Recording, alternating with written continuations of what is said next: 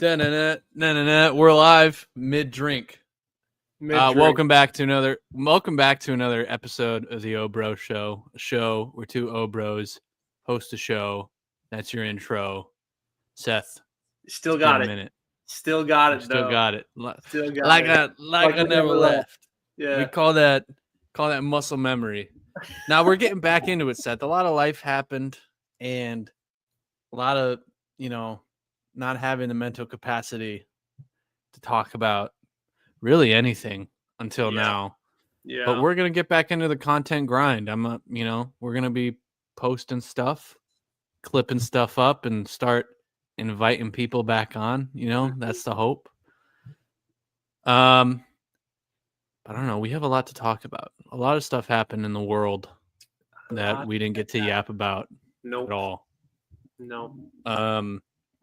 The biggest one being Luka Doncic got traded to the LA Lakers. Yeah, bro, what were the Lakers thinking, bro? They hated Dallas snagged them so hard, bro. They got that.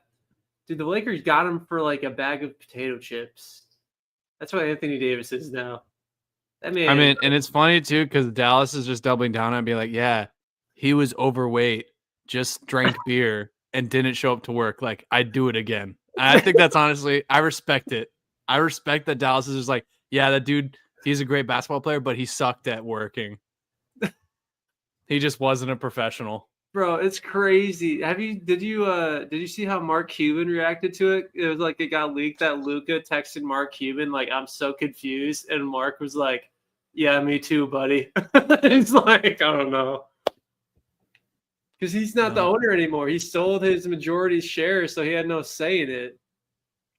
Yeah, I don't know what was going on there. That man said that he would have taken his wife to the divorce court before he would have traded away Luka.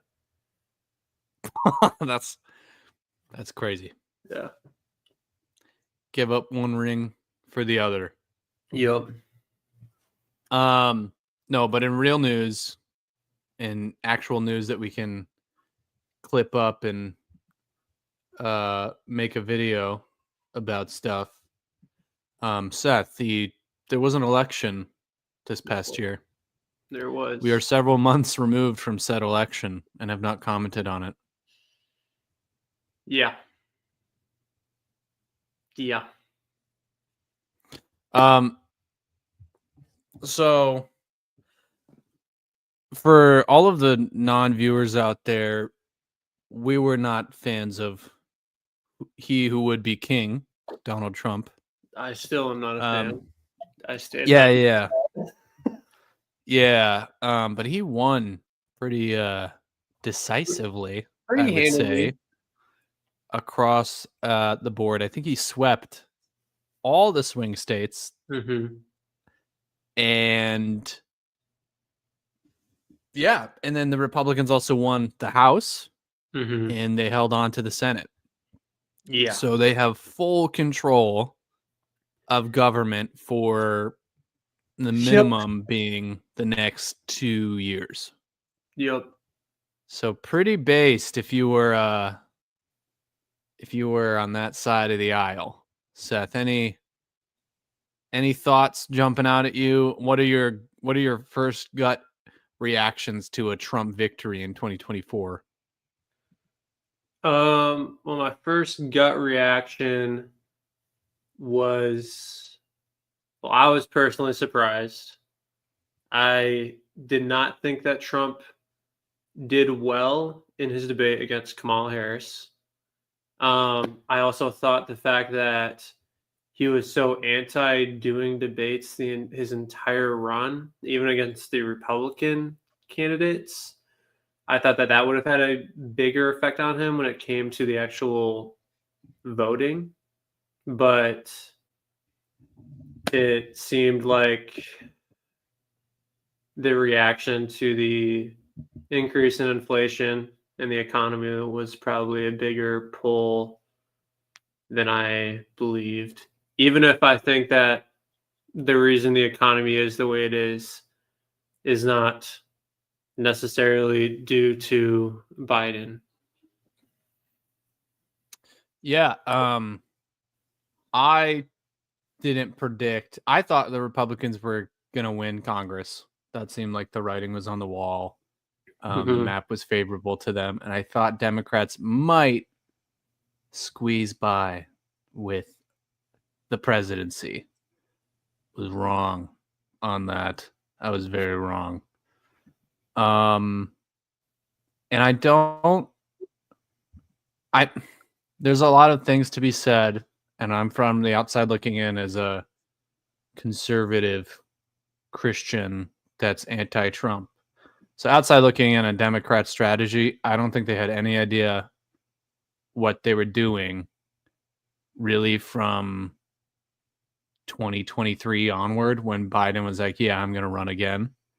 They had no unified strategy. And then they also started behind the 8 ball because the American people felt like they were lying to them the whole time because they were telling them that, yeah, Biden's great. He's never been healthier.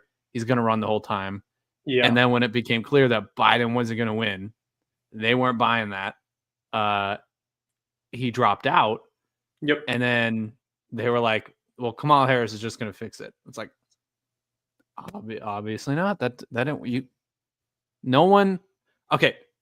For the first time, really, in my memory of political viewing politics or being a consumer of politics, the Democrats, in terms of vibes and how people feel about them, are like at an all-time low. Like people do not think that, just in a fundamental, like, just vibe check, nobody thinks Democrats are cool. There's a lot of Republicans that aren't cool, but Trump and the MAGA sphere is way more culturally impactful and culturally relevant and influencing than the Democrats are. I don't know. There's no one that's even close. And so that's a really weird shift, even among young people, especially among young men, that Democrats, bro, they're not cool. They suck. Like no one thinks that they're cool. and that felt, I don't know. We saw the weight of that, which I guess I underestimated, or I didn't see, or I thought it would just be relegated to a certain subset of men that wouldn't be high voting populace. But then again, a lot of Democrats didn't turn out to vote for Kamala. So again, is this indicative of Trump winning more, or Democrats just not caring or not showing up or not being invested in the candidate? It's a little bit of a both and. Or they weren't able to fraud the election this time. You think Republicans? I don't no. Yeah. Have you heard that talk? It's kind of yeah. The bro. Is that from Democrats or from? Oh no, you're saying Republicans who said that they weren't able to cheat the election this time? Yes. Yeah. Oh, dude, I don't understand, bro. Even when they win, even when they win, they can't help but just be like conspiracy. Like, well, and they were already when they were counting votes and stuff, they were already calling conspiracies as it was happening. Oh, when it looked like it was twisting or going both, they were already calling foul, which is like, bro, like if you want a quick IQ check on like who actually knows what they're talking about or who's like not insane, is if they're talking about electoral fraud as a gut impulse. Yeah. It's a huge, or at the very least, like big red flag. Yeah. Like if I wouldn't, like, I'm pretty neutral on the idea that like there's like maybe like here and there some like kind of weird stuff. But my opinion is like if there is, it's coming from both sides, so it equals out anyway. I think it's it's just not significant enough to overturn any freaking result. And I would also say it's coming from both sides most likely. So again, it equates out, like, because it's so minor. The idea that the entire election could be defrauded with no proof, with no cases winning in the courts, like, it's the most cooked idea to me, bro. I still don't get it.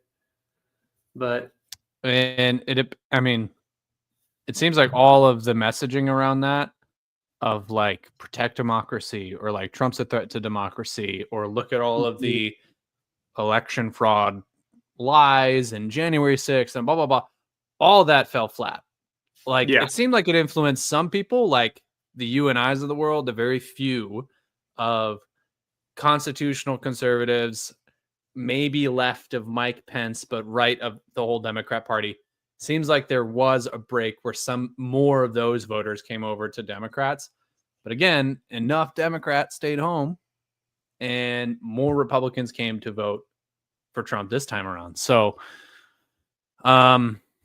weird election overall to like really give thoughts about. Like, yeah, obviously, I mean, I kind of like it that I'm this far removed from it without giving comments to it, because you don't have like all the Republicans are like, this is a wide scathing victory and wokeism is dead and blah blah blah. Yeah, like I'm sure that's all the Daily Wire was saying for like through which November is into like December. crazy to say because I think it was like the 32nd like largest victory in history or something like that. Oh like, yeah, in relative terms, it was very close. It was a couple million votes. It was if you I mean if you go by the numbers in some of those swing states, it was very close in some of those swing states. So it's not like this was super decisive. Now, it was decisive in relative terms for Republic.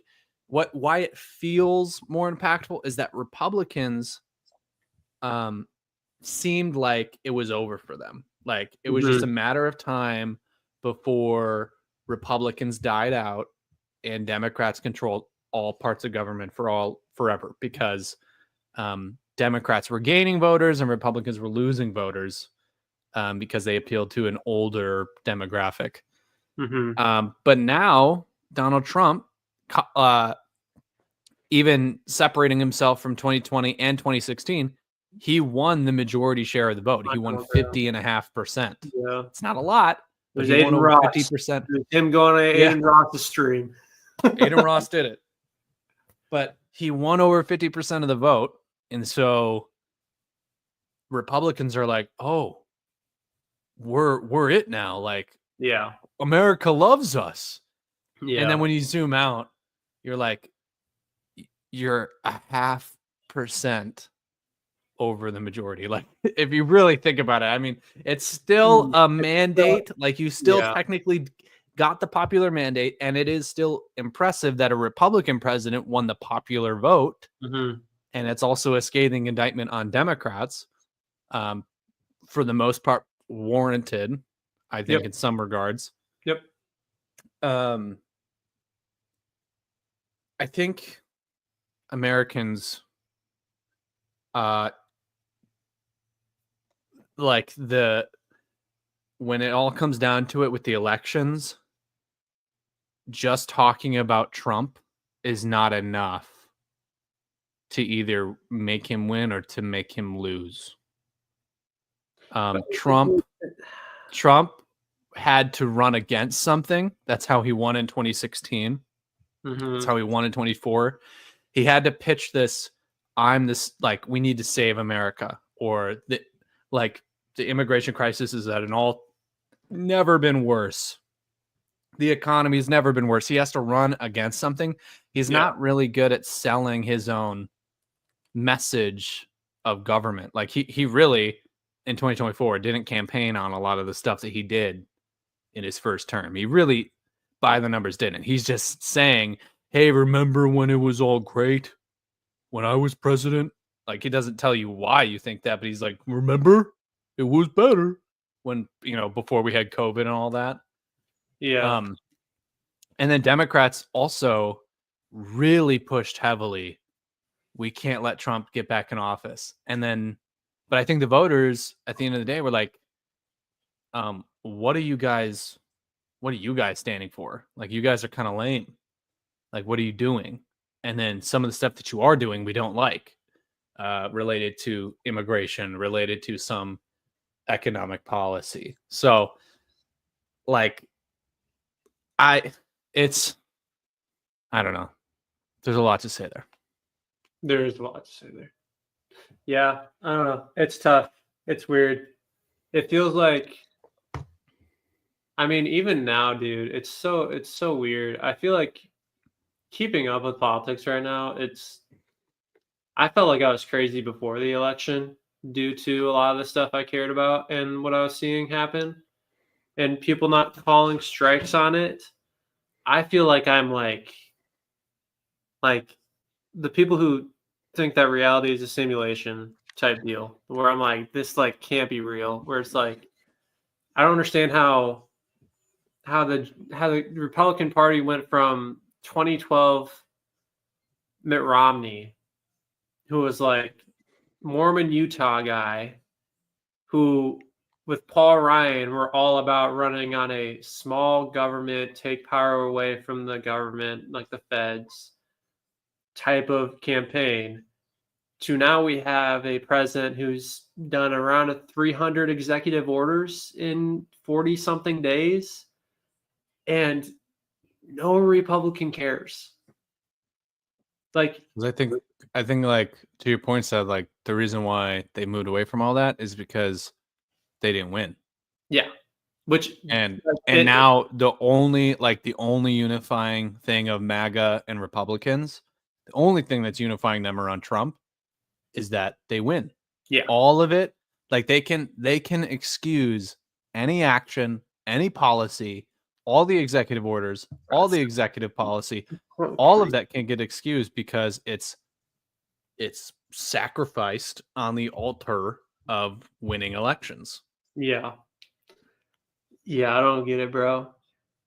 I don't know. It's so weird though, because it's like, And in some ways, it is annoying that Democrats don't care more about winning elections.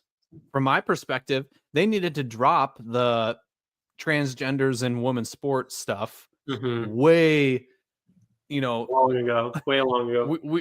we done with the 2010s almost, because like they need to drop that completely and say the American populace is not buying this. No, And they need to just say, all right, we're like, for the sake of winning elections, they need to not make it so they just get dunked on the whole time. But they yep, have something in them. I don't know if it's activism, it's this I don't know. Sometimes they care more about like their virtue signaling than they do winning elections. I don't understand it. Why isn't because it's like it's really just the radical stuff that I feel like they have to drop. If they just moderated and they were like, hey, we just want like general goodwill to all people and to be a civil society, and they just ran on that and they dropped a lot of the radicalization that's kind of been happening, I feel like, since I feel like 2016 is when it really ramped up. But if they just dropped that, bro, I feel like there would be almost like no way they lose. But I think they're learning like some Democrats are learning the completely wrong lesson Mm-hmm. with Trump, and it's that like, well, Trump won by being an extremist, Yeah. and so we just need to fire up our base and be as extreme and inflammatory as possible, and Mm-hmm. that's how you like get dubs, basically, Which become blue MAGA. it's Which so cringe. I don't know, it's so hard and it's so interesting from my perspective.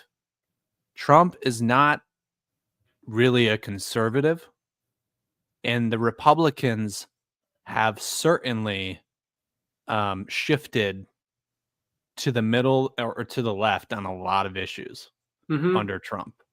Mm-hmm. And so it's interesting for the Democrats to say, or for some Democrat um, commentary people to be like, well, we need to go blue MAGA. We need to go more extreme. It's like, if you really think about it, like Trump was pulling from a lot of people that were not traditional Republicans in any sense. Now No. he kept a lot of the traditional Republicans. He kept a lot of the white evangelical vote, despite the fact that he was moderating on a lot of the issues that they cared about. Mm-hmm. But he was appealing directly to more left wing area policies, um, in some ways. So I don't know. I don't know. Well, I think it's also just, I know we've talked about this personally, but it feels like both parties have just completely foregone the idea of like economics. Like outside of like tax cuts and like getting more money, quote unquote, into people's hands, into the population's hands, like the common man, it seems like nobody cares to actually understand economics anymore. Like it's all just social politics, which in my opinion is probably the most frustrating and probably the worst form of politics, because it's like, I would say historically and constitutionally, like our government isn't really supposed to be the moral arbiter for every single state. Like we have separation of states for a reason, and you're supposed to have like that local government to kind of figure out your own like social bubble, because we're so big of a nation that we have so many different communities. But people only now care about this moral arbiter. And I feel like we're seeing it even more so because we're starting to see like people almost somehow be convinced that the president is supposed to be like a king and like a monarch. So we're starting to like condense more and more and more and more until we get to just one singular individual who's kind of just running everything. Yeah. Did you see Trump make that tweet about he who cares about his country violates no law? Did not see that. I'm off Twitter completely. He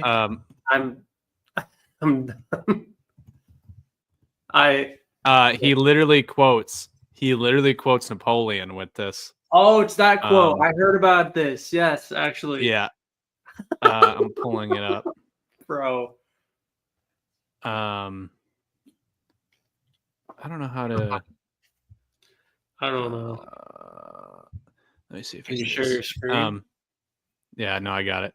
I'm gonna share my screen. This is wild. He just out of the blue, like I'm just gonna quote an authoritarian leader, and this is all with the fight relegated to like the judges rejecting some of his measures to I can't remember exactly what that was for, but the judge rejected I think it was for finance stuff because he wanted to pull finances from certain departments. Well, he's had multiple stuff get rejected already by the court, and I think that they're already building more lawsuits against a lot of the other executive orders that he's been passing. Yeah, he just randomly, he who saves his country does not violate any law. That is textbook, and I'm not just saying this to be hyperbolic. That would be in a textbook for fascism. If you were to take Donald Trump's name out of it and you put in some other fascistic leader who said this quote, you'd be like, well, that person probably was an authoritarian or a fascist. Trump just put it out there. And he doesn't, no one in his camp is critical of him. So that's epic. Didn't JD Vance literally come out and say, like, if the courts go against Trump, they're just going to ignore the courts? Yeah, and he's been saying that. Yeah. I don't listen to the Daily Wire anymore because they're so far MAGA that I've disconnected from them. And like the most conservative leaning people I listen to now is like the Dispatch. And the only thing I've really heard good from the Dispatch on that as like a response is like they're just kind of hoping that they're bluffing, but there's no like hoping for the best. Like we don't know, like, oh, bro, it's absurd. Oh, dude. Yeah. Yeah, I don't know.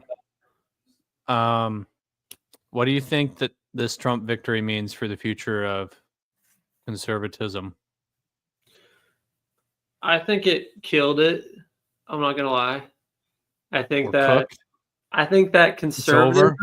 I think that conservatism, 100% cooked. Like the best case scenario for people like me and you, is that we moderate and we basically do what like I don't know if you've followed with like German politics at all, but I heard about this recently. It's like the two biggest parties in Germany. It's like the moderate conservatives and the moderate liberals. They, for the first time like forever, they made like a two-party coalition instead of a three-party one. But also they did it so that they could kick out the far right and the far left like parties. So I think that the best case scenario is that people like you and I who are moderate Republicans, if not just moderates, that we align with moderate liberals and we basically just have a coalition between one another. I think that the Republican Party is just gone. It's just the populist party now. That's what they're going to be. I think that we're probably going to see them have such a volatile concept of what their actual political beliefs are. I wouldn't be surprised if we saw somebody similar to Bernie Sanders win for that party at this point, just because they'd be so rhetorically convincing. Especially if it was like a younger guy. But I think in terms of actual politics and policies, I think the Republican Party is like, they're done with it. They're only the come up with like a 3-word slogan and we'll ride with you party.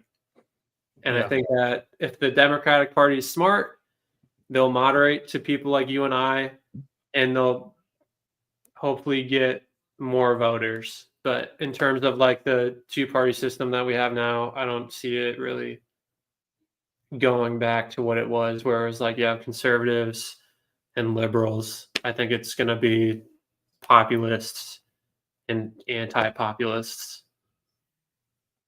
I hope it's that. I mean, I'd love to unite with some anti-populists just to fight on that front.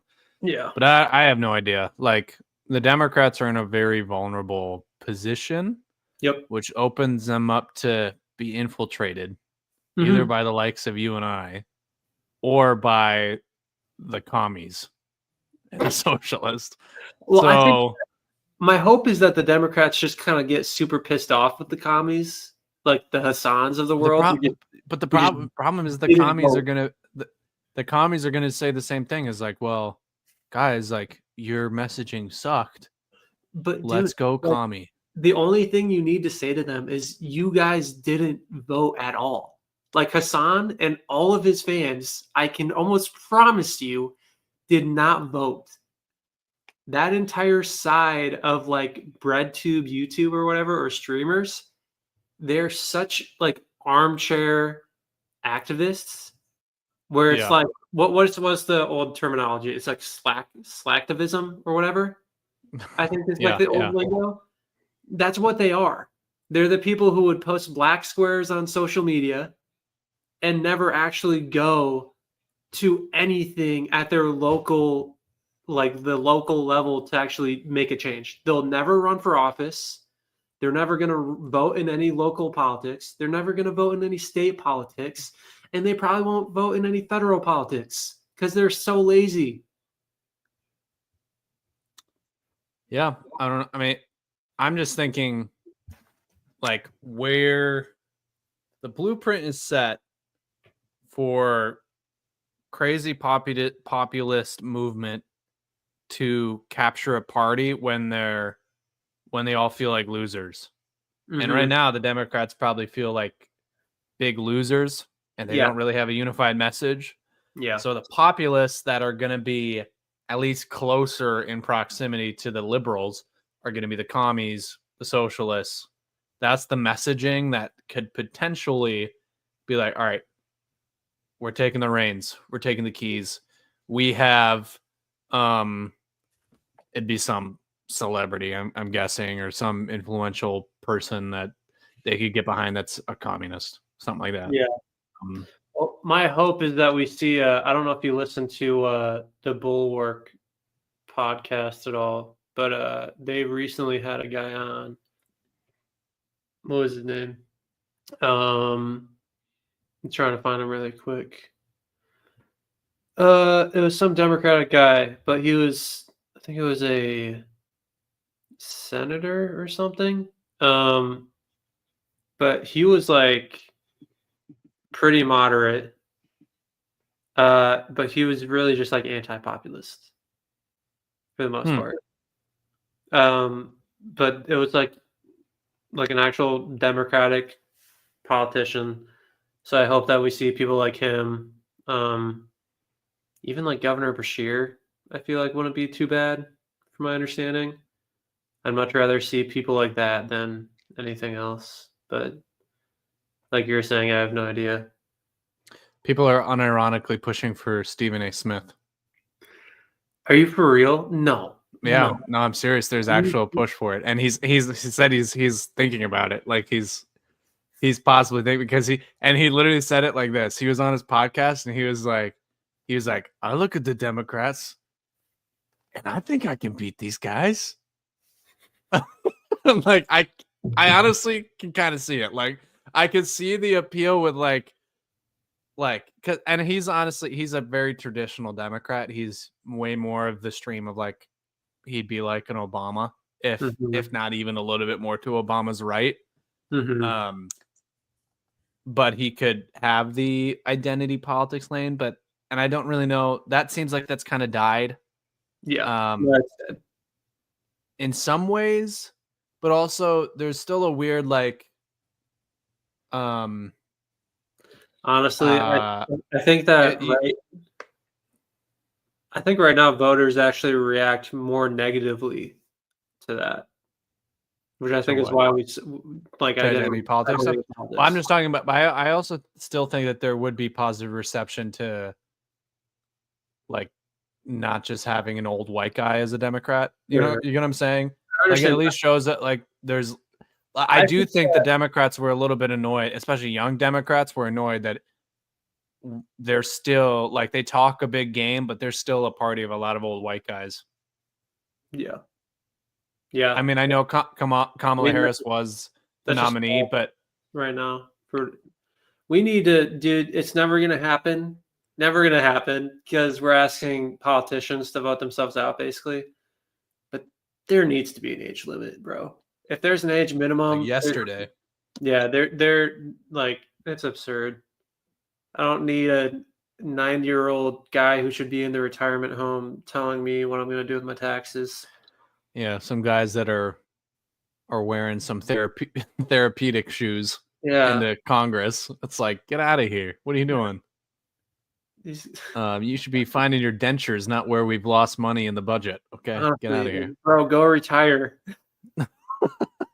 Like, bro, go enjoy your retirement, bro. Yeah. Go home, dude. That's how you know it's got to be like the easiest job. I think it's just the money. I honestly, no, I'm not gonna it's not the money. They can make more money. Like they could live a fine life just retiring, but like it's got to be like just it's like it is the money, but it's also like what they do for the money.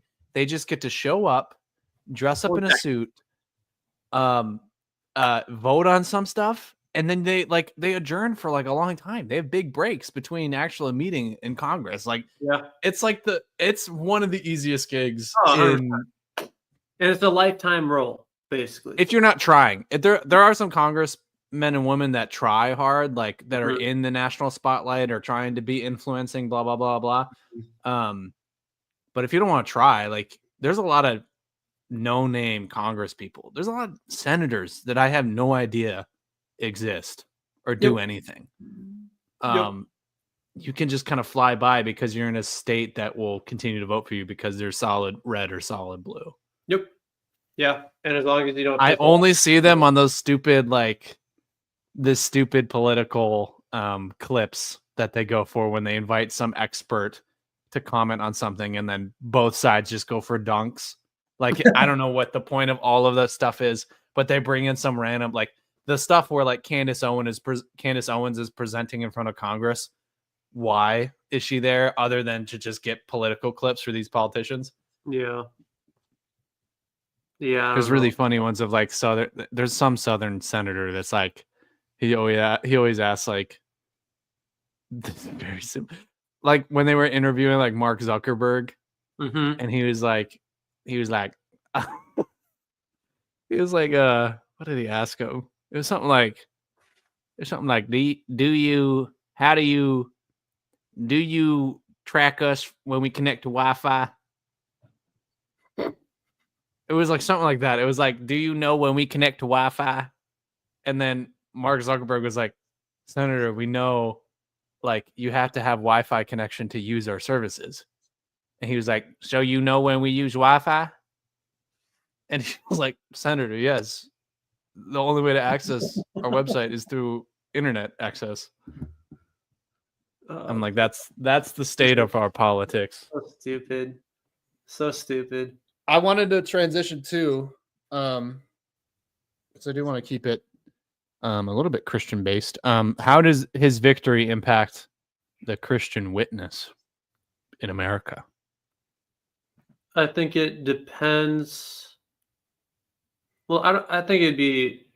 I don't want to overly generalize, so I think it depends on like where you align yourself to it. I guess. I think that certain denominations are going to be hit a lot harder. I'll say specifically the more conservative leaning denominations, I think, are going to see a bigger reaction to them, I think, after Trump's term is said and done. Obviously, I don't think that he's going to do well, at least from what I'm seeing. I hope I'm wrong. I hope he somehow flips a switch and he turns around basically everything he's doing. But if he continues to do what he's doing, I don't think it's going to be good for America. And I think that it'll probably push into what we've talked about before with like just like cultural Christianity more so. I think we're probably going to take a bigger dive into that as that kind of just becomes more and more synonymous with like, yeah, I'm a Christian, like how Trump says he's a Christian. Yeah. So. I mean, you probably didn't see this either, but Trump created this like faith office in his White House or something. Yeah, with that one woman or whatever. Yeah, he appointed Paula White, who is a heretic. I want to say heretic, but super Pentecostal word of faith. Yeah. Likely heretic. I haven't done my research on her that deep dive, but I know the strain of Christianity that she's from, and I don't necessarily believe in female pastoralship, and so that in and of itself is a red flag. Yep. So your God Emperor? No, I don't. That's hurting Christian witness. And it shows you how serious Trump. And it's funny because like when I'm on Twitter, I like to see what the talk is at, and it's like you guys could have just asked me, and I would have told you something like this she would have been picked, because all these Christians are like, oh man, this is a real indictment on Trump and his like blah blah blah, or like who's around Trump advising him on this. This is not biblical Christianity. It's like, guys, Trump doesn't care about biblical Christianity in the slightest.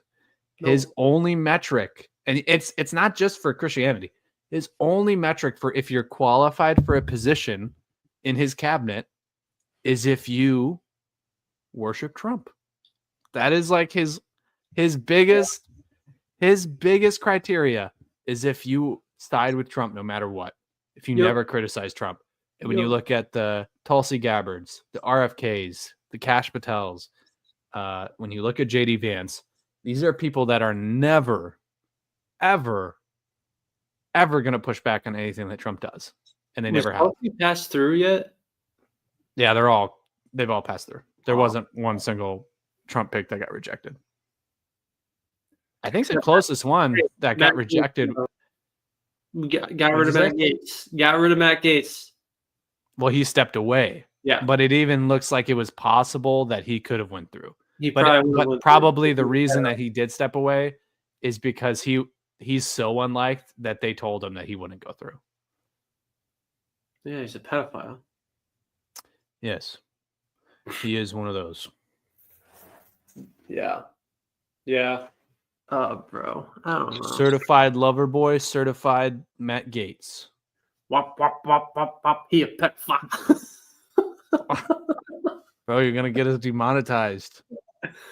Okay, that would be an indictment on YouTube. If YouTube demonetized us for calling strikes on that shows something. Well, I mean, just because like their algo, or not their algo, they're like their AI like will run through the script of your video.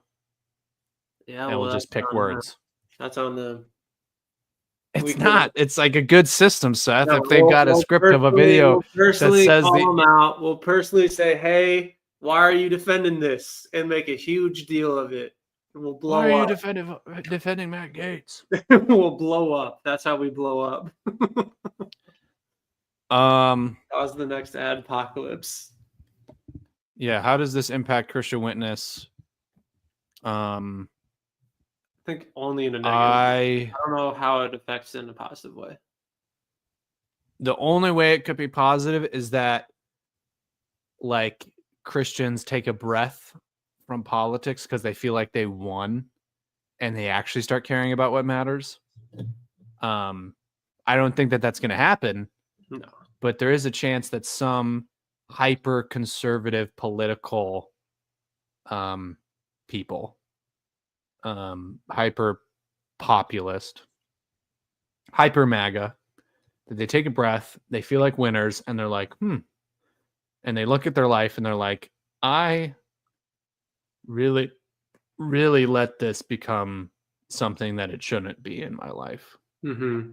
So that could be a good takeaway. Is like they're like, I did it and it wasn't really worth it because Trump doesn't know who I am. Trump don't know you, little bro. Trump don't know you, little bro.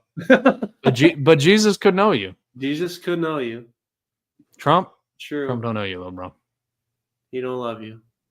He don't love you like that. Jesus does. That's true. Jesus does. That's true. That's true. That's true. Yeah. All right. Do you want to shift gears to a different topic? Sure.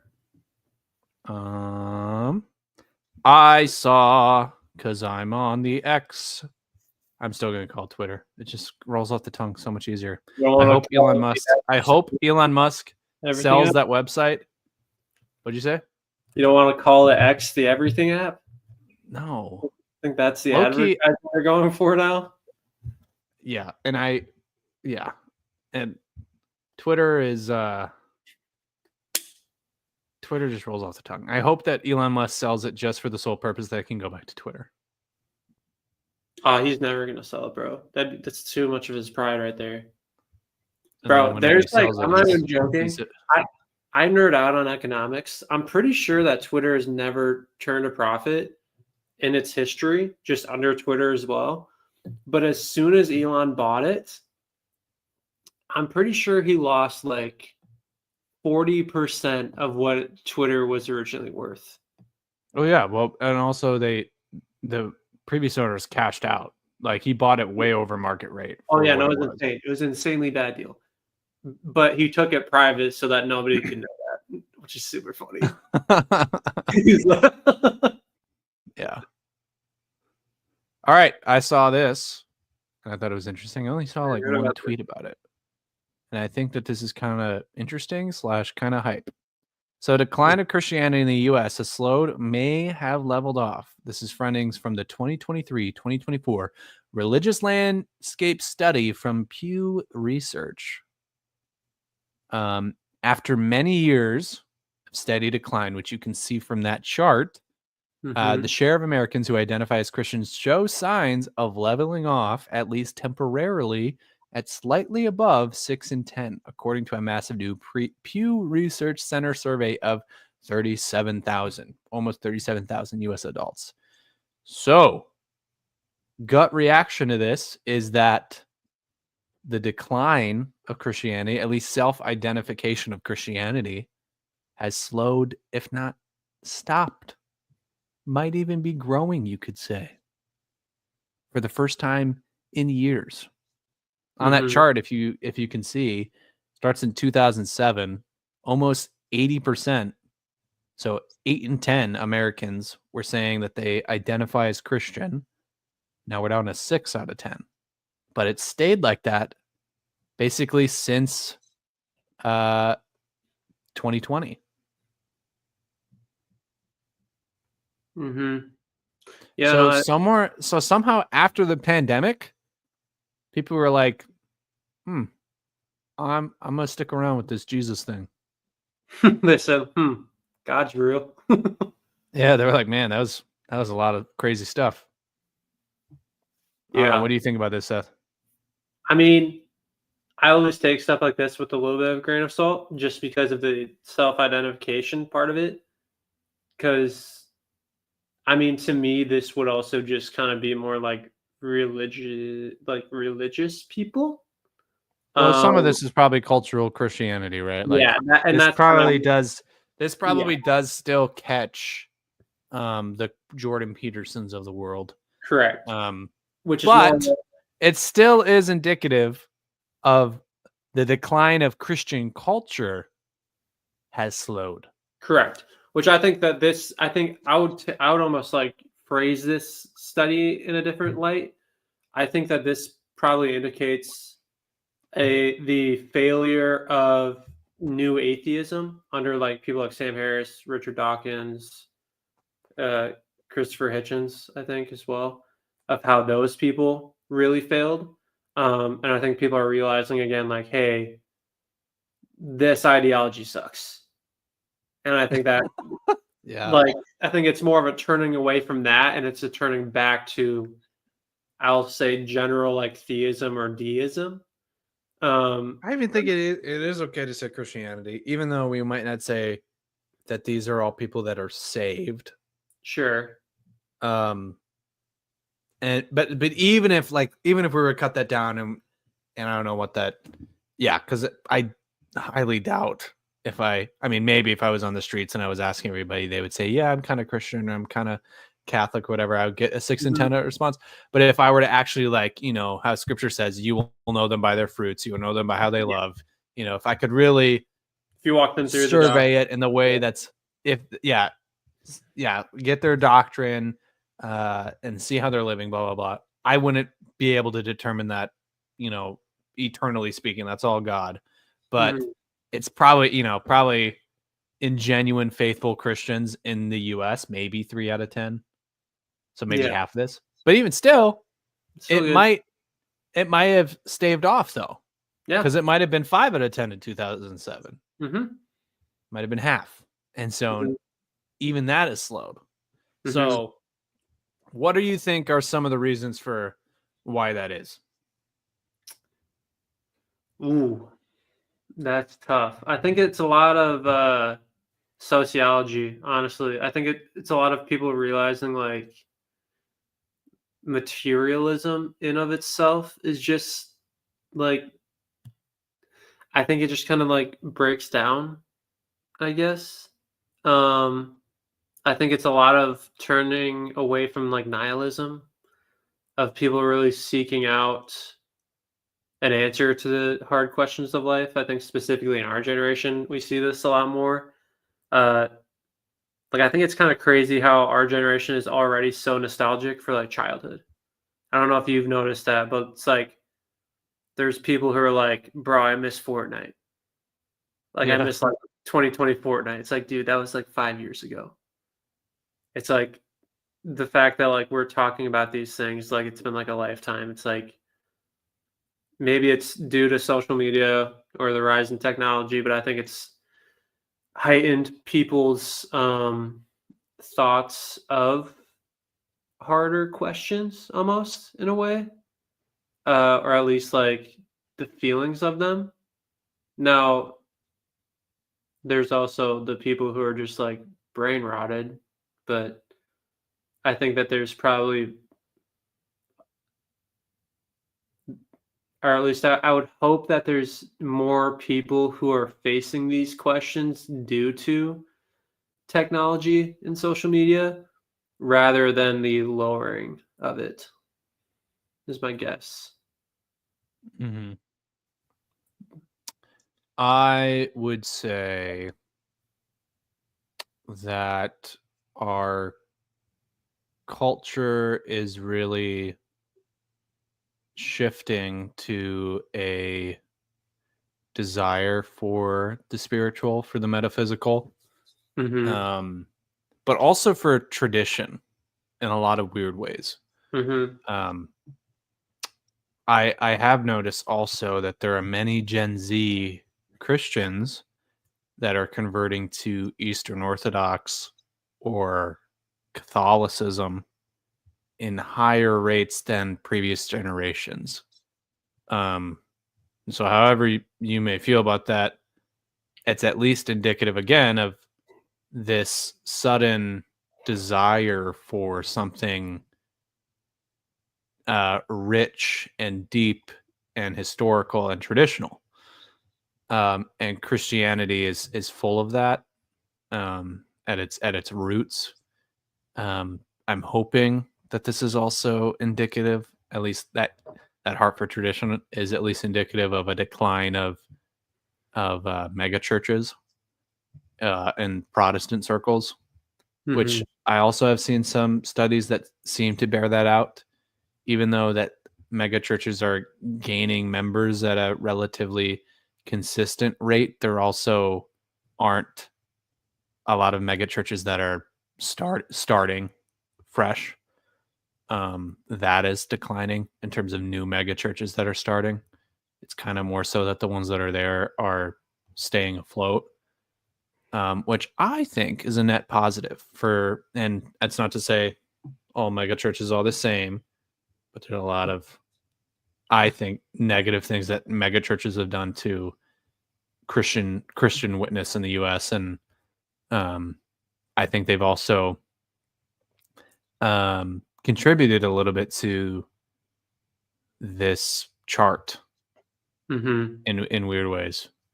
I Mm-hmm. think COVID also, I mean, it seems like from just timing wise, everybody was home and some people lost their jobs or some people were not working for such a long time that now they are searching for community and they can't find that in TikTok. They can't find it in social media. So they're going to church again. And that's a really positive development, I think. I can't really ground that in anything beyond the study other than that's my theory, that's my hope. And my guess is that people are going to church.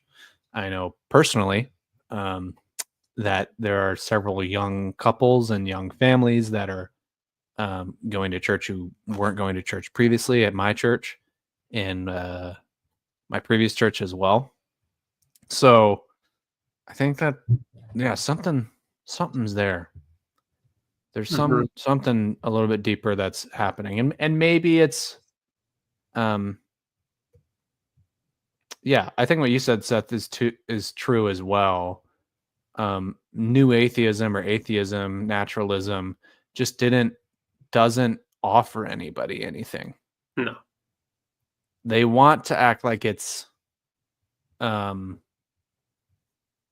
which I guess isn't necessarily a good argument against atheism. Let's put that out there. Throw a bone to all the atheists out there.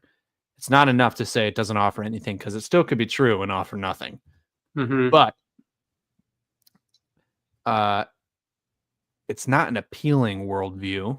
It's Mm-mm. not an attractive worldview. And also, it's a very heavily male dominated worldview.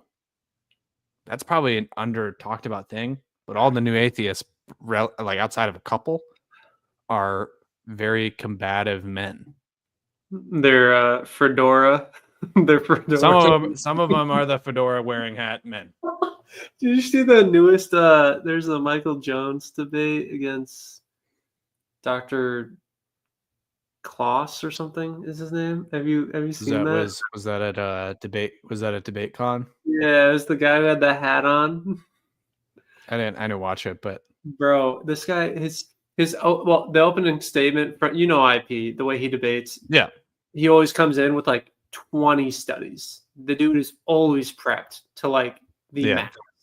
Like that dude is the definition of like a Reddit lord. He's got like 17,000 sources. Yeah. every single debate, bro, no matter what the topic is. And so he just hammered out like 5 different studies, like meta-analysis on the top. I think they were debating like whether or not Christianity is good for society or has been better for society than secular humanism, basically. Hammered out like 5 different studies in his opening statement, gave all the citations for them, explained them all.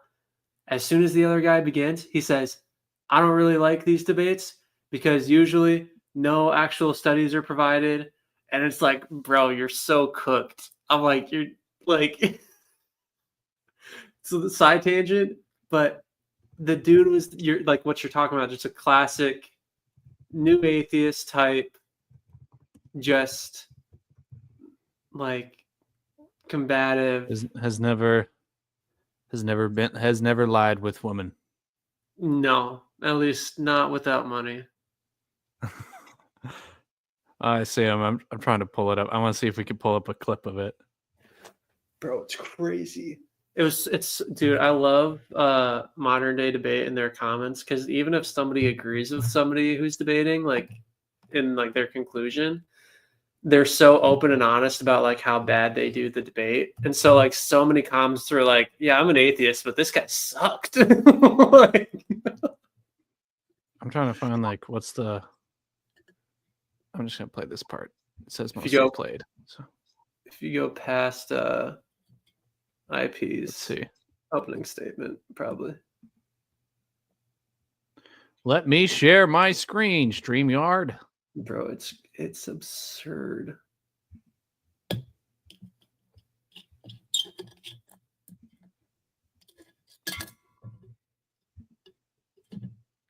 Bro, it's always so funny when Lily and I are just like at the apartment. We're just hanging out. If I'm listening to something, she'll be like, "What are you listening to?" And I'll just be like, "Oh, just this debate." And it'll be something like this, and she'll be like, "What?" Super, yeah.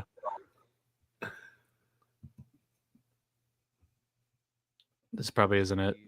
Open. Probably not. Okay. Any last thoughts as we draw together the threads from the debate overall? I mean, before we jump to the conclusions. I would just reiterate my main points here. One thing I want to go back to is this idea of witch burning in the Middle Ages. Again, I don't have to cite a Christian. I can cite an atheist, Nathan Johnstone. He says between the end of the Roman Empire in the late 12th century, torture had fallen into disuse in Europe. Sam Harris might be surprised to learn that Christendom owed its reintroduction not to bloodthirsty clerics, but to scientific jurists concerned to free justice from the reliance on God's intervention. What is bro yapping about? He's like cooking, dude. He cooked. I know. I'm sure he cooked, but I'm just like talking about witches and. Well, because the atheist guy, so much of his stuff was talking about how barbaric like old Christendom was. Here, this is when I think IP stops and then the other guy goes.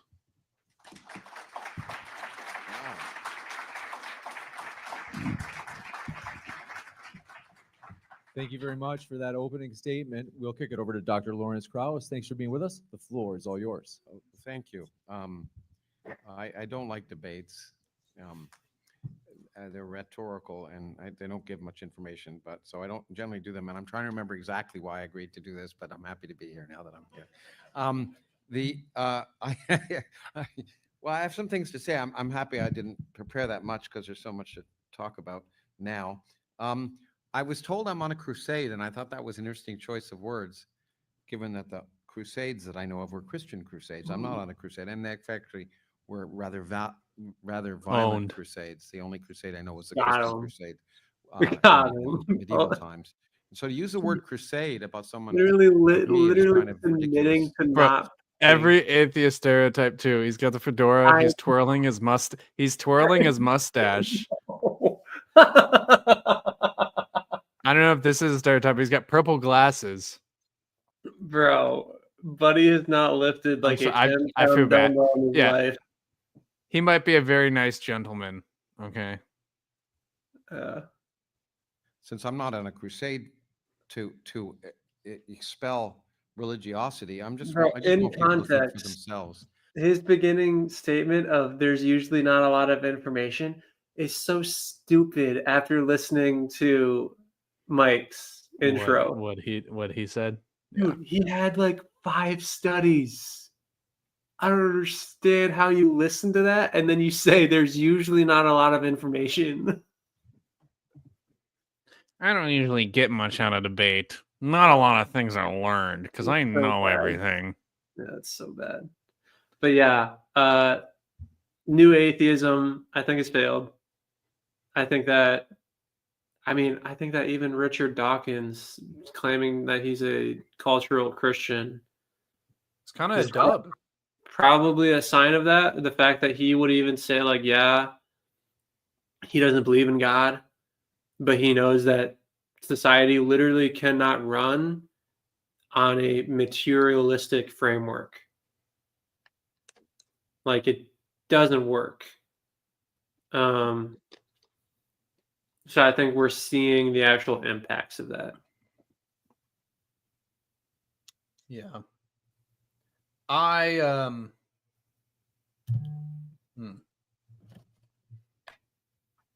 Well, I don't have much left. I want to talk about what content we can do in the future. We can do on stream, but I think doing the arguments for God's existence is a cool tier list idea. I also want to do a tier list of Christian YouTubers. We honestly need to go back and edit the political YouTubers too, because we got to get Destiny off. Of yeah, no, he's that's not going to age well. So bad. Yeah, and my it's Andrew kind of like pick is a lot better now. Andrew Wilson pick is a lot better. Yeah. Why? I still don't like him. I hate the way he debates. Relatively, just going this comparison, way better pick. Way better pick. But he kissed his sister. Sorry. Play the Kanye clip. Insert the Kanye clip. Thank you. Thank you. Bro. Dude, oh yeah, that's an update. Kanye went schizo on Twitter again. Yeah, I guess that's not a good segue in today's day and age, but bro, oh my gosh. Did you see his tweet where he was like, he said, I don't want to do anything except play Last of Us 1 and 2, which was made by Jews, by the way. Thank you. I was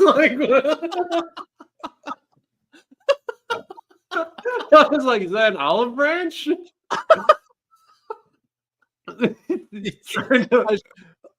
He's a terrible person, okay? Dude. Objectively garbage human being, likely mentally ill and disturbed in many ways, but he is also hilarious. Dude, his tweets are so funny. One of the things that he said was, I think he said the only thing worse than getting paid to have sex is to have sex for free.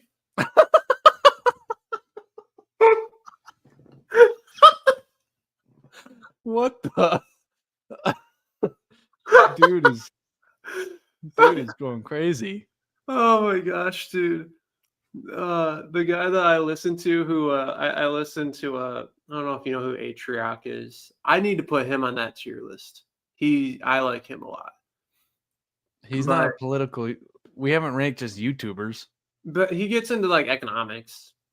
He does talk about. He does talk a lot about politics now. He's gotten more into it.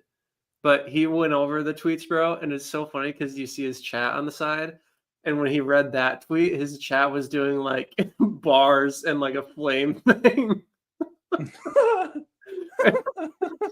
They're like, he ain't wrong though. No, direction of the channel.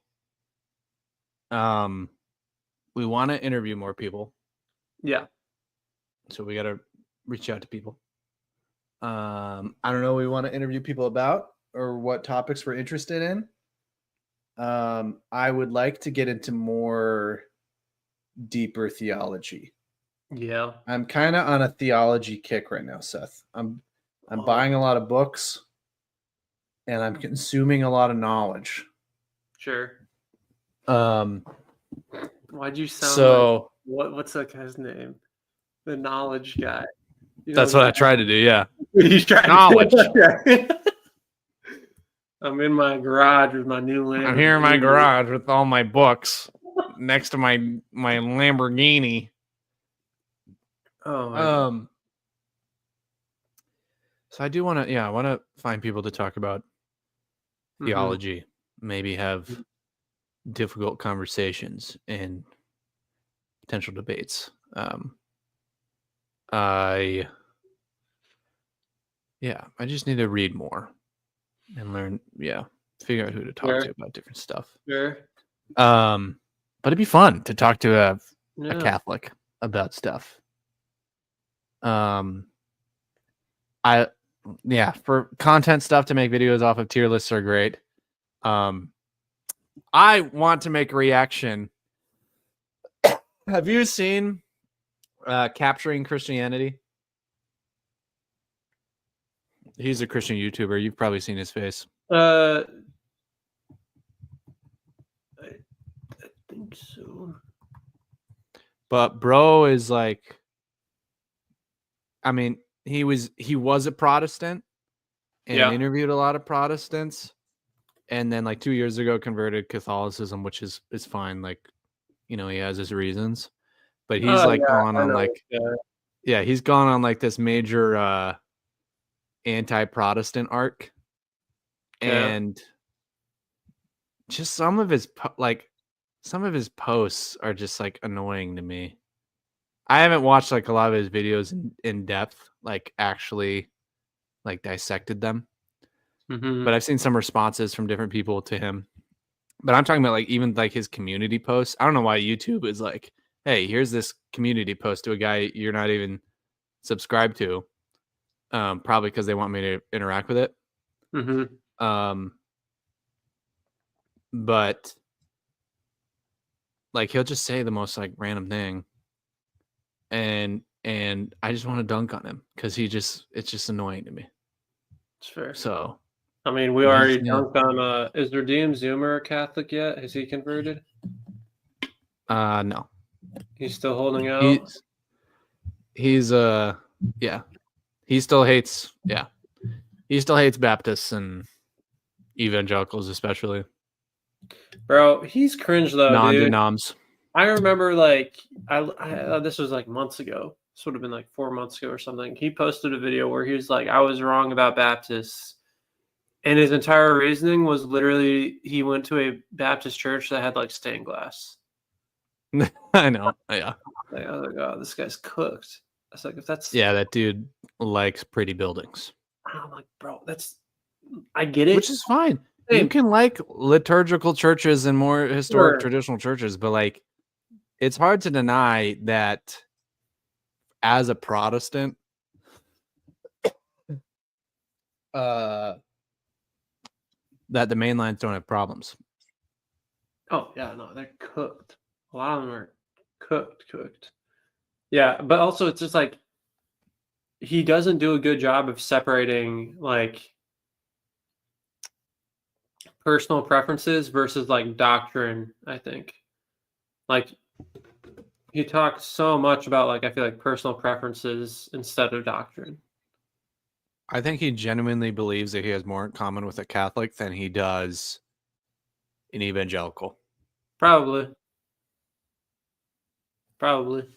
Which is just it's I don't know, unwise. Yeah. But learning more about we fought them. They fought us. Well, we were trying to like reform. We're trying to reform them. I'm still holding out hope. Okay, we're still gonna fight this battle. The Protestants are trying to reform the Catholic Church. We don't need an actual another Catholic Protestant war. No, we do, because the whole thing No, of Protestantism is not- to get not not talking about battling them. I'm talking Okay. about in the marketplace of ideas. Sure.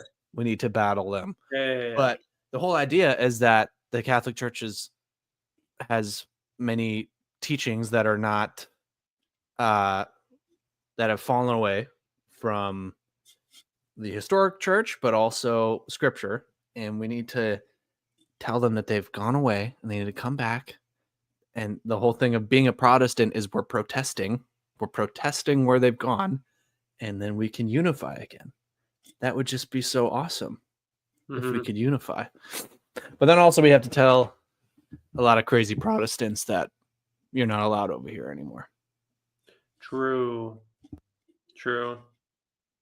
That's fair.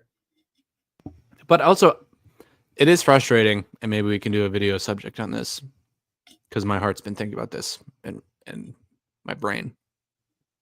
Christians don't care about gospel-centered unity at all in the modern age.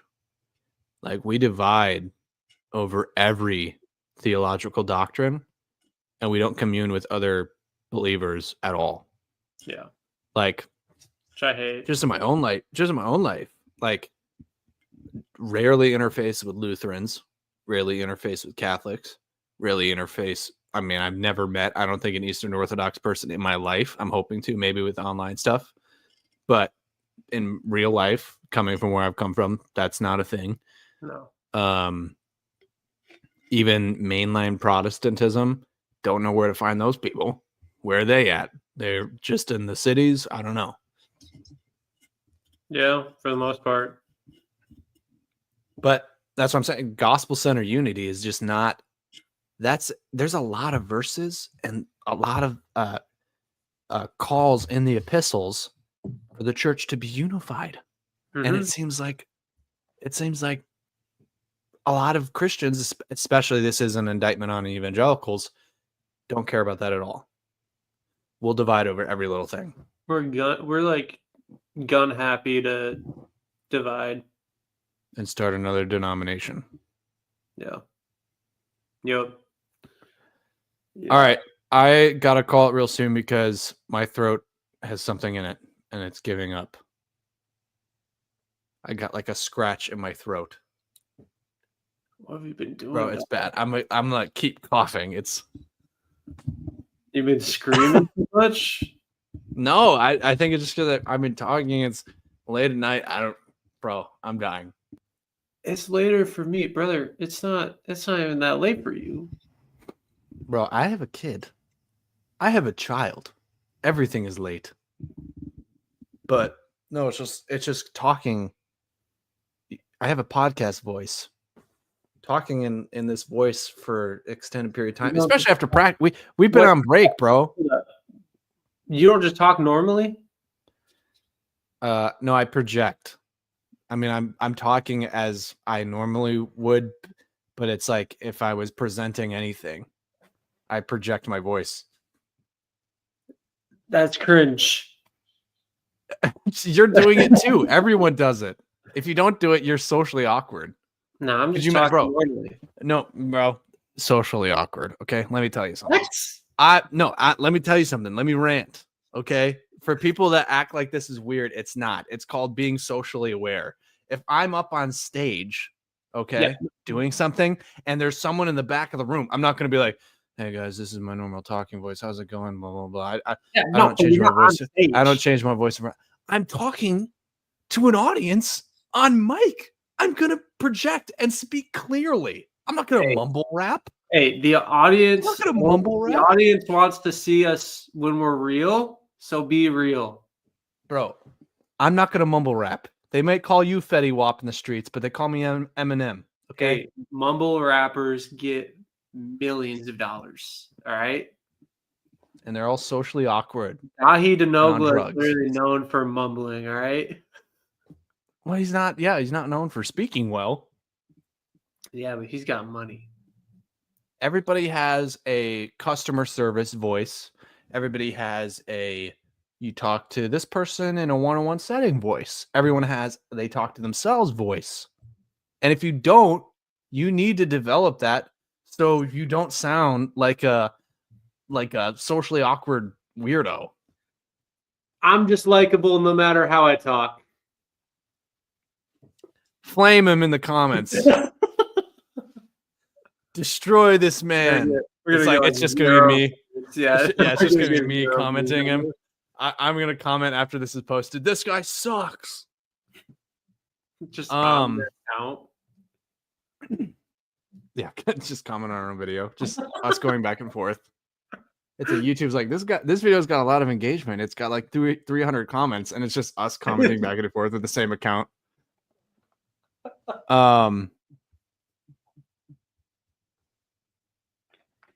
Well, I don't know. Is there any other YouTuber that you want to debunk? For some reason, politics is really boring to me right now. I know we talked about it for like the first 40 minutes, but there is a part of me that's like, yeah, if you I don't really care at all. I kind of like have been deep diving on economics with it just because of everything that Trump's doing that people aren't talking about. Oh, like you did want to talk about that, so I will let you talk about that. Well, my main thing here, two things. Number one, I think it was today, they passed a new budget, which it's so bad. It's horrible, bro. I think it's given $4.6 trillion of tax cuts, and they're only cutting $2 trillion of government spending. Well, they're not cutting anything. Like they're raising the deficit itself this year under that budget is raised by 300 some odd billion. Well, exactly, because they're cutting their income. That's what I was going to get to. Is the deficit is $2.6 trillion because they're cutting $4.6 trillion worth of tax dollars, and they're only cutting $2 trillion of spending.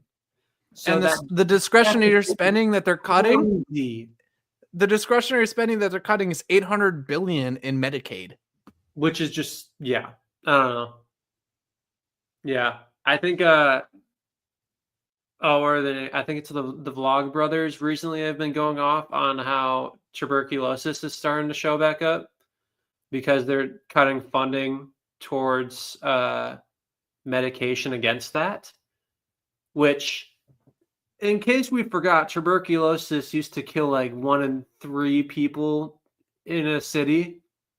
Bro, that's actually great. Bro, if I die like Arthur Morgan did in Red Dead, I'm going to be pissed. Okay, let me just say it now.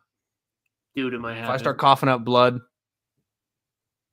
if I go out like Arthur Morgan and I'm like, I'm afraid. Well, you want to know who won't be dying? I ain't going out like that. Who won't be dying? It's all the oligarchs in government now. I think Trump has the richest cabinet in history. He has the most amount of billionaires. Well, yeah, but he has just like in terms of the number of billionaires he has the most in history. So these people are not relating to us. They're not relating to the median house income, which is like $65,000 a year. Like it's not even close.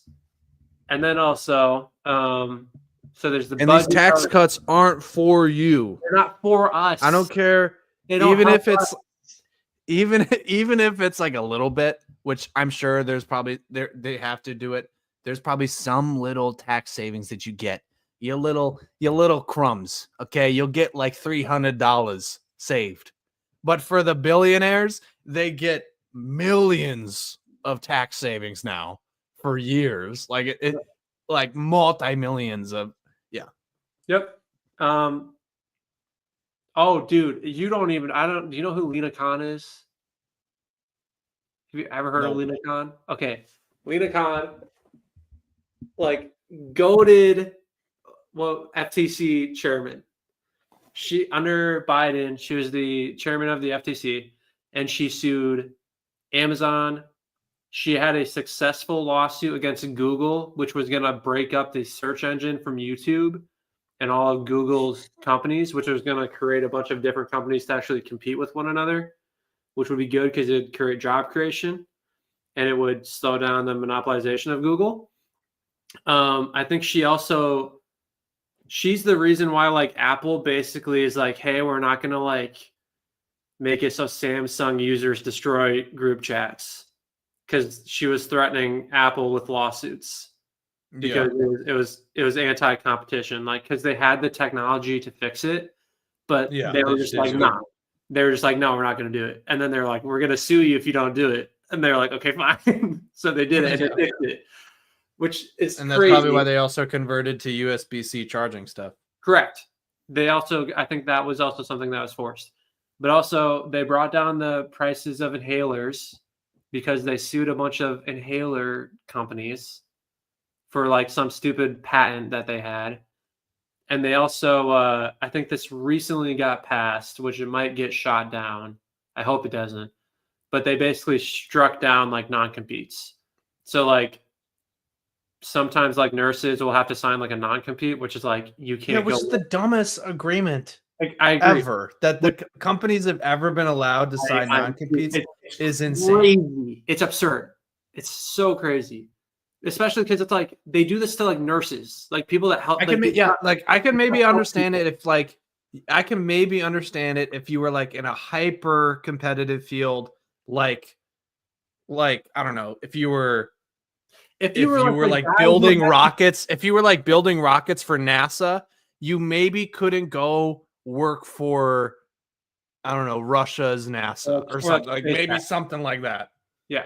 Well, it's originally non-competes were supposed to be for like the higher ups. So like if the higher up at Coca-Cola who knew exactly the formula of Coca-Cola could just go over there. He could just go to Pepsi and make his own company. Make his own yeah, exactly. That's what it originally was for.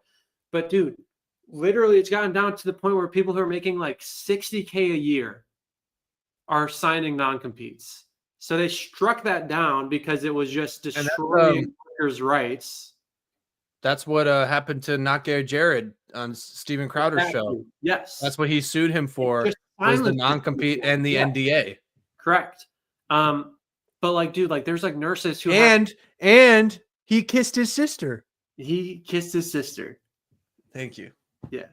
But like there's like I think there's a story of a nurse who was working in a hospital who had to drive like an hour and a half away, passing multiple different hospitals because the hospital she was at forced her to sign a non-compete and then refused to raise her pay. So it's like, and they can make you sign this for like 10 years. Yeah, like, they hey, own you. You can't work like in this radius.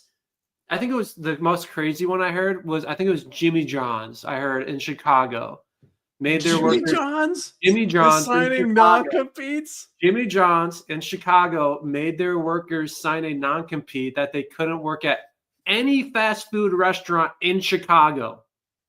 They couldn't work at McDonald's, Wendy's, Subway.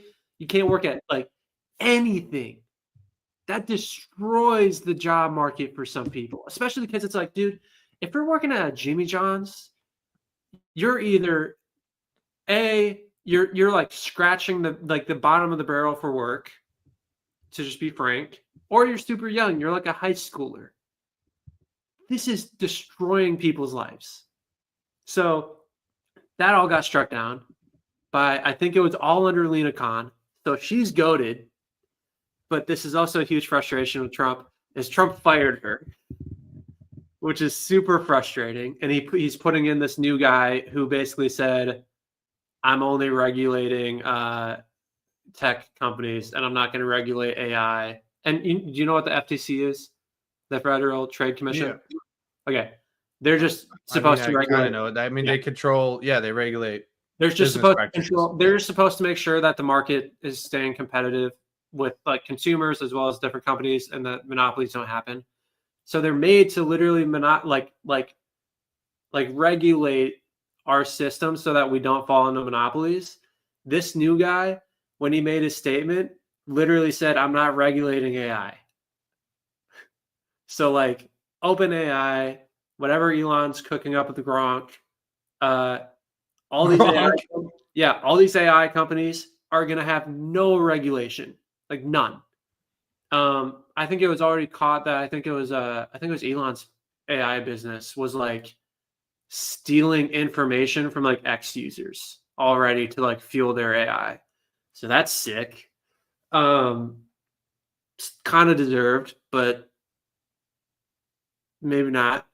So that's another huge frustration for me.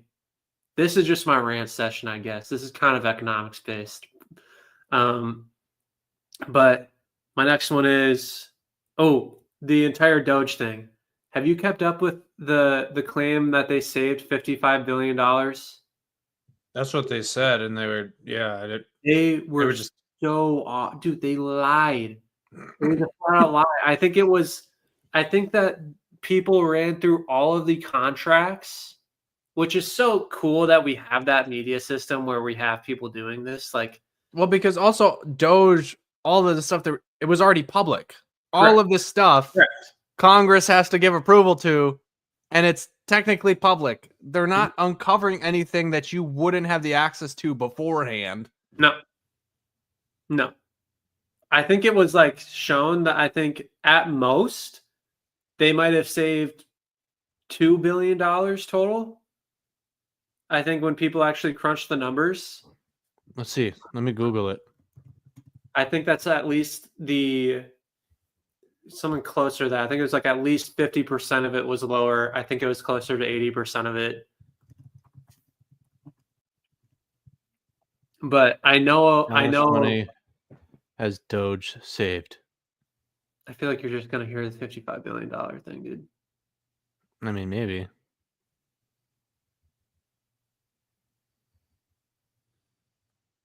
I just pulled up this article that says dozens of Doge receipts saved no money and killed contracts meant to boost efficiency.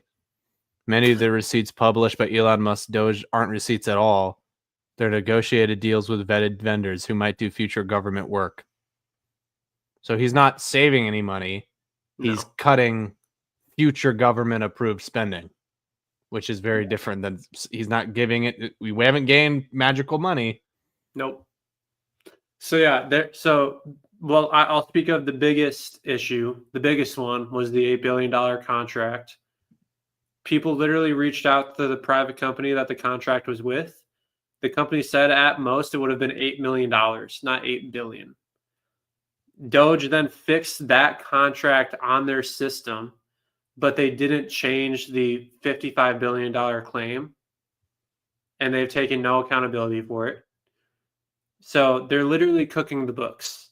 Like, they're lying, and they're not owning up to it. So It that's says that they haven't super provided like any numbers at all, really. They're just saying that number.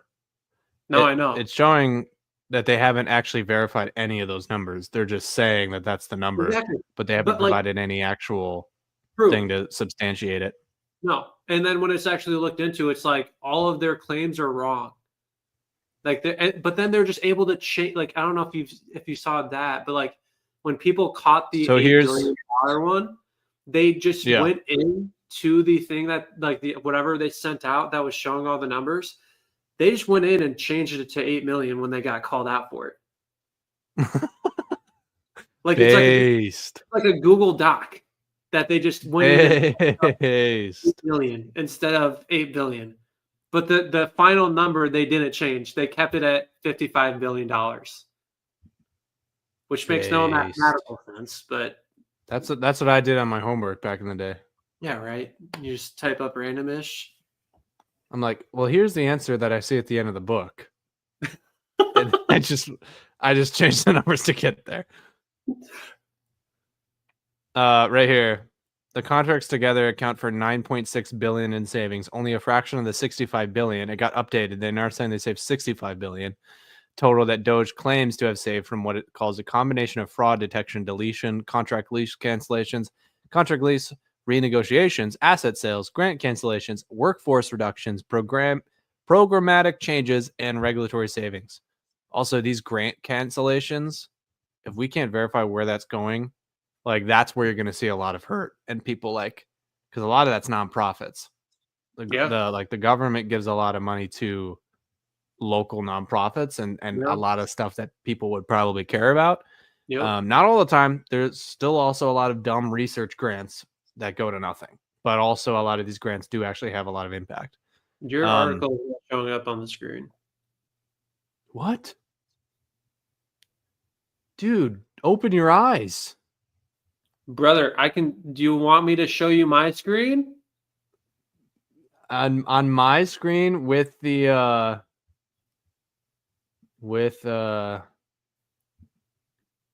on my screen with StreamYard, it was showing fine, and you ruined it. Let me try sharing again. Here, no, go back. Go back. I'm doing it now. Let me see if it does it What again. about now? I'm gonna show you. Are you presenting? I'm gonna show you Hang my on, screen. give me a second. Let it load, brother. No, brother. I'm sharing now. My computer is running at Oh, there snail you go. pace, but Yeah, you got it. yeah, that's where it says it accounts for 9.6 billion in savings. Yeah, bro. And Elon hasn't come out and owned up to it. Oh, bro, another thing with Elon. Okay, did you hear about the $400 million contract for the armored cyber trucks that the military was going to do with Tesla? I just barely heard about that. I didn't know if that was real or not. So it was real. It was. I think they were working with it under Biden, technically, maybe. I don't know if that's confirmed or not, which is like the excuse that they're using. But Elon has also just said like he doesn't make the contracts, so he don't know. Like that's his like contract makers or whatever. So he basically said, Well, they haven't clarified what said it- Elon Musk's position is anyway.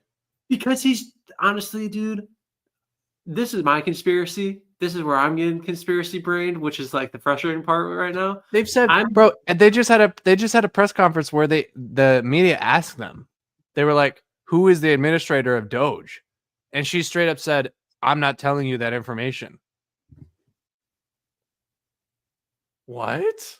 If the Democrats said that, we'd be saying, "What, the deep state?" Yeah, The most deep, bro. That's the most deep state answer you could give for a government thing. She straight up said, "I'm not telling you that." What? have you seen the multiple interviews that Elon and Trump have had where like Trump will be talking and then Elon will just butt in and take over? He'll just interrupt him. He'll interrupt him and then he'll just do the interview and Trump will sit there Bro, as Elon is standing and talking. Elon Musk has got to be the most powerful person in the world. Like, it's got to be. 100%. That's just the world we're living in. 100%.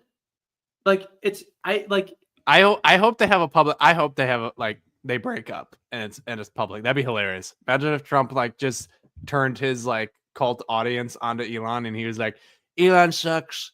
He doesn't do good work. His cars suck, and bro, he's fat." dude, don't give me, dude. Tesla, they are actually, they don't bring in revenue. Their contracts with the government is what keeps them positive. Yeah, it's a lot of government subsidies. Correct. But like they suck as a company. They don't sell cars. Like Yeah, they they're don't, always behind on orders. correct. But they don't make profit. They don't generate income. Like they're the most overinflated stock on the market. Oh, this is also, dude. I don't know if you know. Do you know what a PE means when talking about stocks? Price to That's earning? a physical education. No, price to earnings, which just means what a stock is priced at versus what the company is actually earning, like generating. We are at historical highs, which is bad. Like I think historically a high price to earning is 20 to 40. There's multiple companies ranked at a 90 on the S&P 500. Sounds pretty bad. It's horrible. Don't know what any of that means, but it sounds pretty bad. They're overly valued. These companies are valued at billions of dollars and they're only making 10 million a year. You know what that is? What? That's dumb people investing into stocks. Well, dude, this is where I get schizo. Is I'm gonna see if I can find this. Let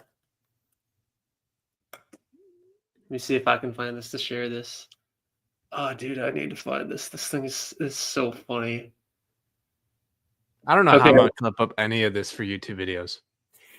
It's fine.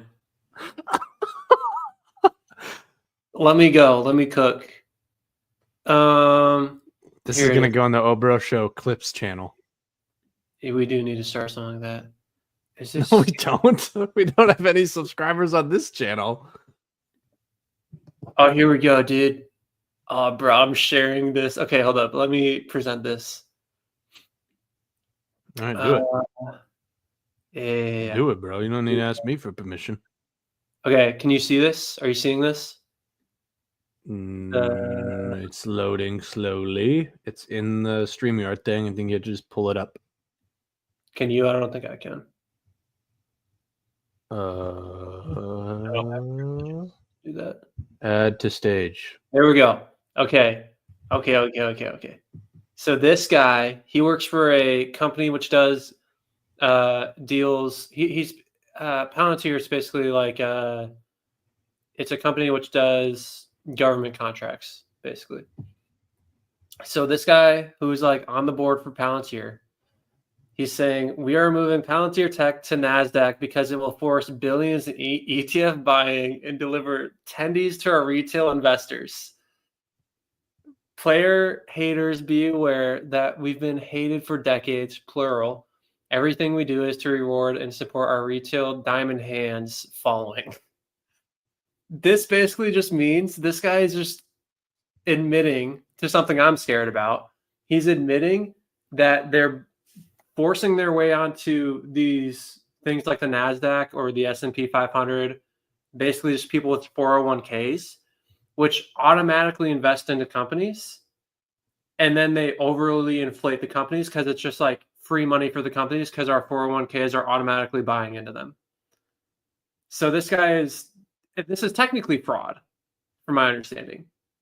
He's just owning up to the fact that they're going to force their way onto the NASDAQ to force, quote, billions in ETF buying, which is just like 401ks, and then deliver tendies, quote unquote, to their retail investors. So just what the heck is a tendy? I don't know. It's just weird. I think it's just like weird. Tendies? What does that mean? It's freaking. What is it called? We talking chicken tendies? Yeah, it's just like I don't know. It's like meme talk. He just owned up to it though. But as soon that went viral, and the dude wiped his entire account.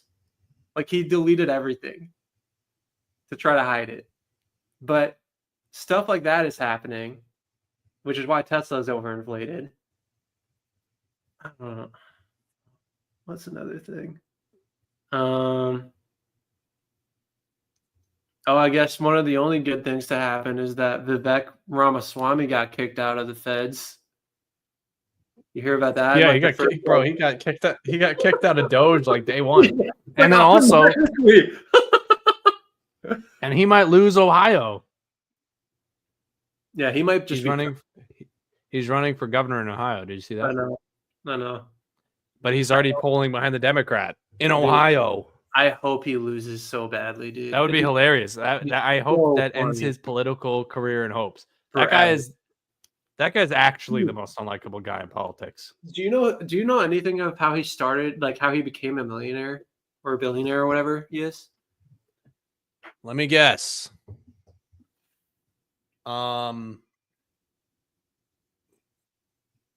Fraud. Yeah, actually, yes.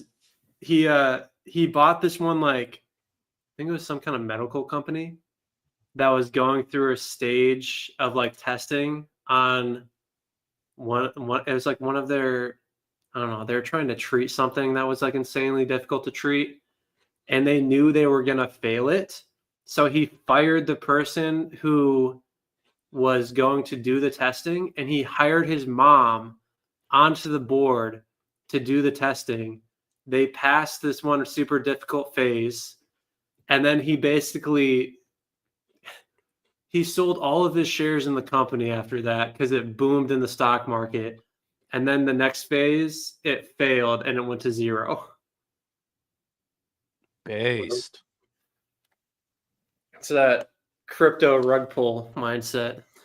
Yeah, that's the Logan Paul crypto zoo mindset. Exactly. I've got a project I need you all to invest in, and I'm gonna fix it eventually.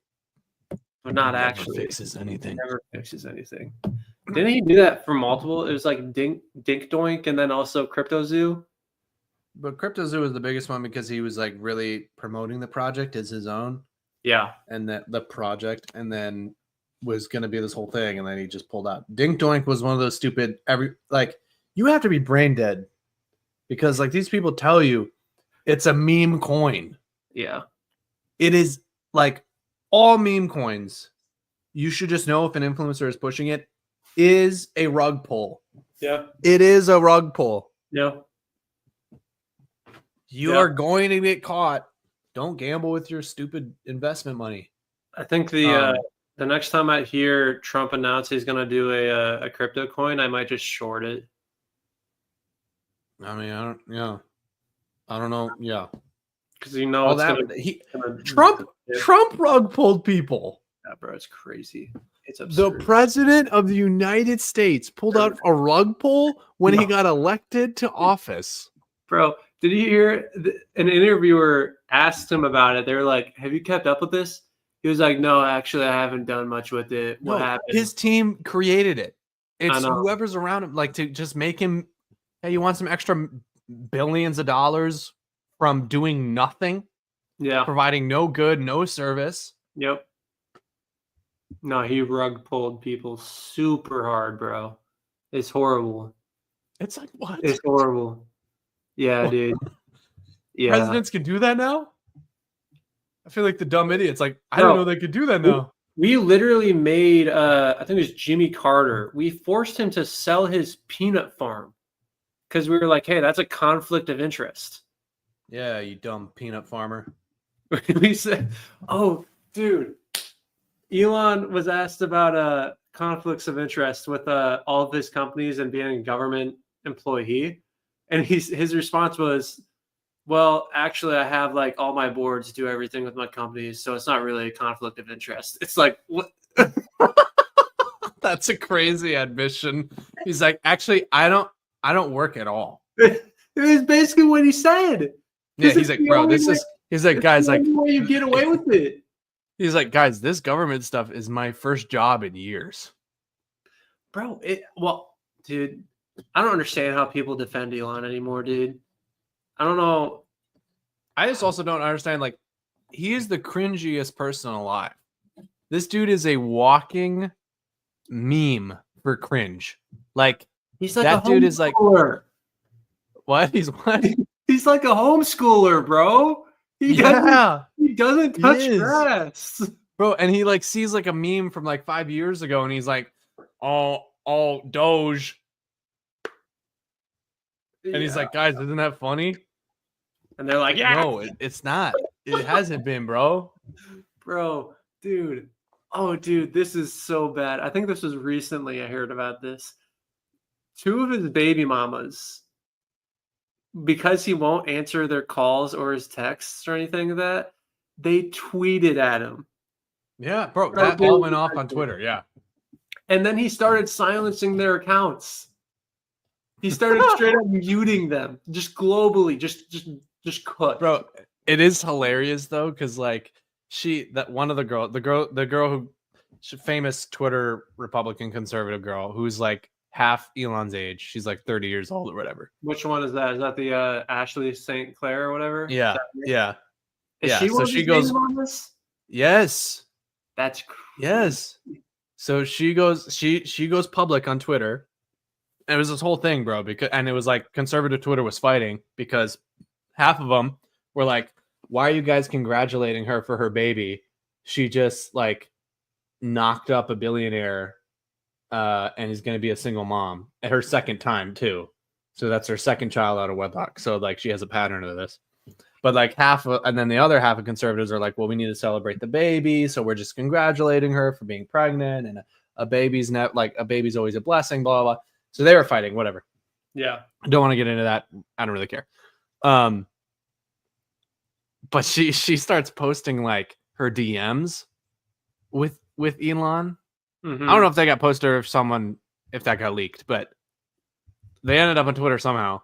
And one of the, it's like crazy to see how Elon is in like the wild, because you saw her interacting with him, and this dude is, bro, he's crazy, or he's totally playing the girl, but he's like in a DM interaction with her, and she's like Elon, like when can we, like, when are you gonna see the baby?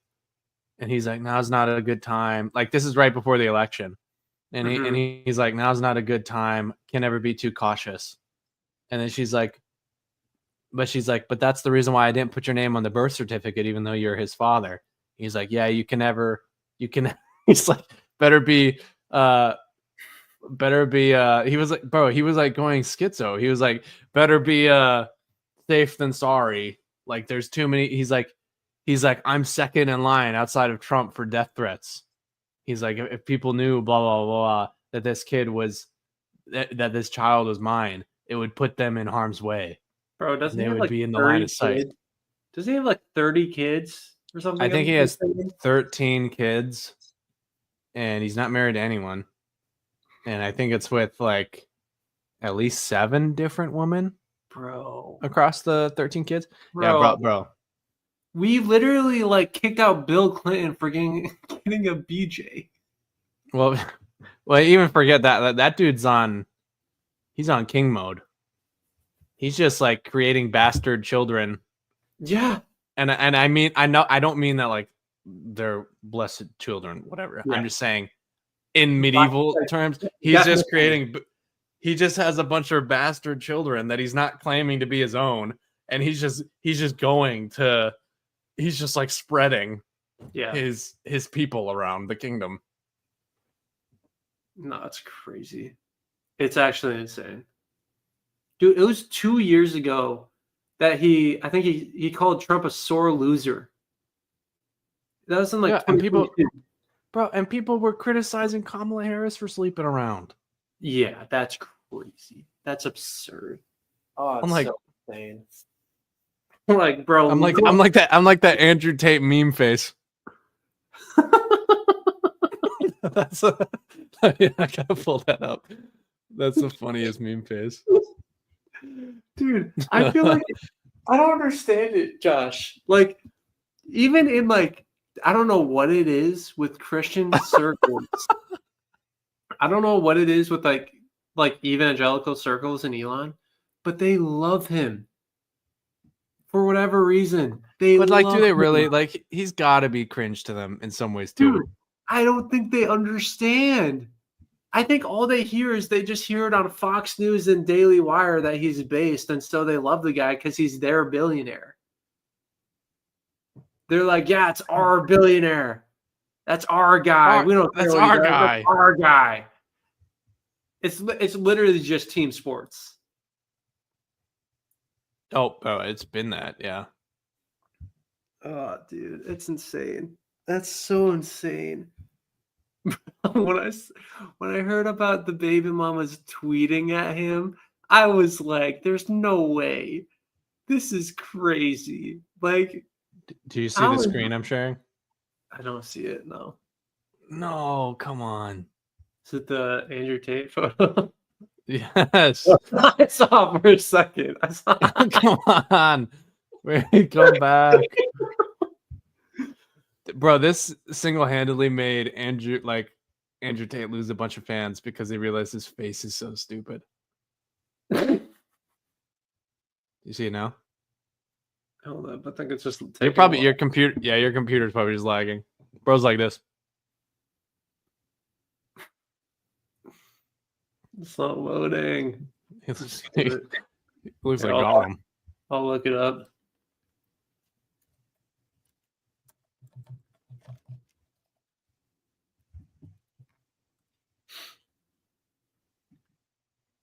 All right.